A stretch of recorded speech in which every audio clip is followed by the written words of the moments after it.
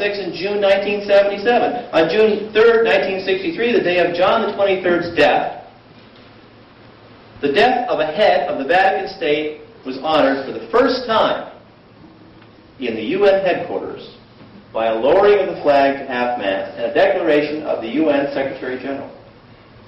On July 11th, 1963, the Secretary-General made a visit in the Vatican to the new Paul VI, who on March 21st, 1964, appointed a new permanent observer to the UN with a task of concentrating on problems of peace, disarmament, and the Third World. Paul VI paid a visit to UN headquarters on October the 4th, 1965, and made a speech before the UN General Assembly against war, elevating the services and authority of the UN. He said, "You have and are continuing to do great work, teaching people peace. The UN," he said, "is a great school in which the art of peace is learned." He spoke in French before the United Nations. That speech was published in the international version of the New York Times. I have that article, that whole speech. And in that speech to the United Nations General Assembly, Paul VI basically said to the United Nations, "We are giving you Catholic Church."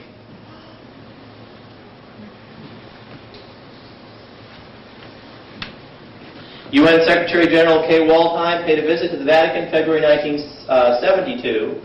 On this occasion, Paul VI said, "Today we wish once again to repeat what we said from the platform of the UN. We are ready to give this organization our full support." Promise Keepers, which is creeping into every single church in this nation, is all about the destruction of dogma and doctrine, completely offending what Paul said to Timothy in the 2 books of Timothy, to defend the doctrine of the faith. What I like to do today is go to the extreme to see where we are, just to prove my point. So I'll often go to someone's writings like Satanist David Spangler, or Manly P. Hall's Journey in Truth, another Satanist, to find out that what the witchcraft people and the Satanist people and the occultic people desire is a universal religion. This is Satan's desire, and this goes all the way back to the acetate I showed you before on the Tower of Babel. This is from Morals and Dogma, and I find these things so interesting.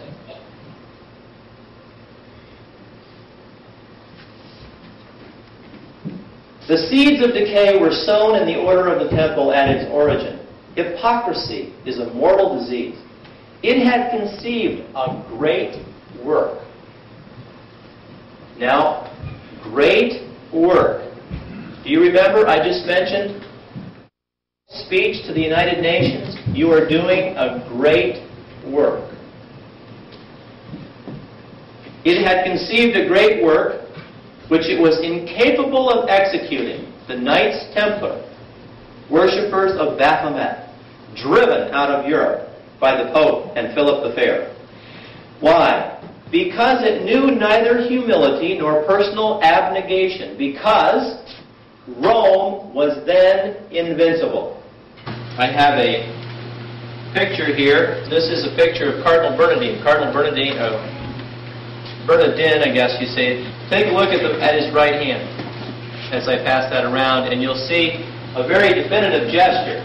In the book, The Lost Keys of Freemasonry, we read, "The true Mason is not creed-bound." See, you all believe in the Apostles' Creed.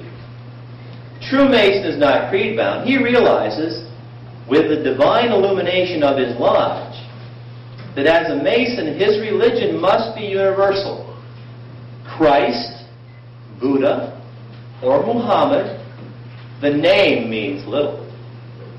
He worships at every shrine, bows before every altar, whether in temple, mosque, or cathedral, realizing with his truer understanding the oneness of all spiritual truth. Tomorrow I will show you acetates of John Paul II at the Jewish Temple, John Paul II at the World Council of Churches, John Paul II at the Trilateral Commission, John Paul II at the Mosque, and John Paul II at the Lutheran Church, John Paul II talking to the Patriarch Buddha, fulfilling this philosophy of the lost keys of Freemasonry. A man named Cahill, whose name you may know, said Freemasonry is the central enemy of the Catholic Church. Freemasonry, in its own words, is the counter-church. In the United States of America, they control virtually every office of the land. They say they're not a religion, but Albert Mackey in the Encyclopedia of Freemasonry says, indeed, they are a religion. And the true Mason will support Freemasonry as if it is a religion. In the New Age, February 1918, we read, Masonry is more than a religion. Masonry is religion.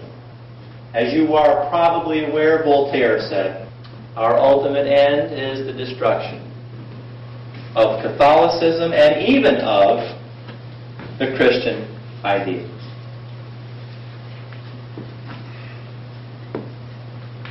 One Freemason said the Romish church founded on the Galilean myth began to decay rapidly from the very day on which the Masonic Association was established.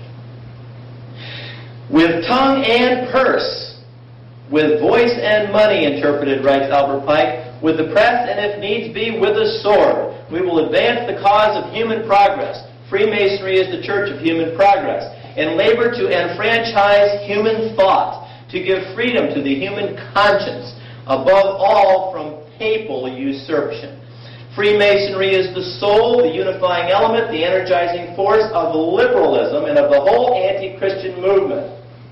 Thus, the true Masonic doctrine, says Reverend Cahill, is the divinity of man.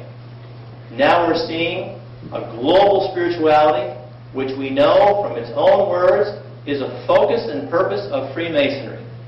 Freemasonry, the religion of the devil, promoting the Tower of Babel in a universal religion. Know your faith and promote your faith and challenge others as to the truth. And God will support you in that because He is the truth and the way and the life. And He is the only way. And there is no other. And that's something we must cling to in these last days. Thank you for listening.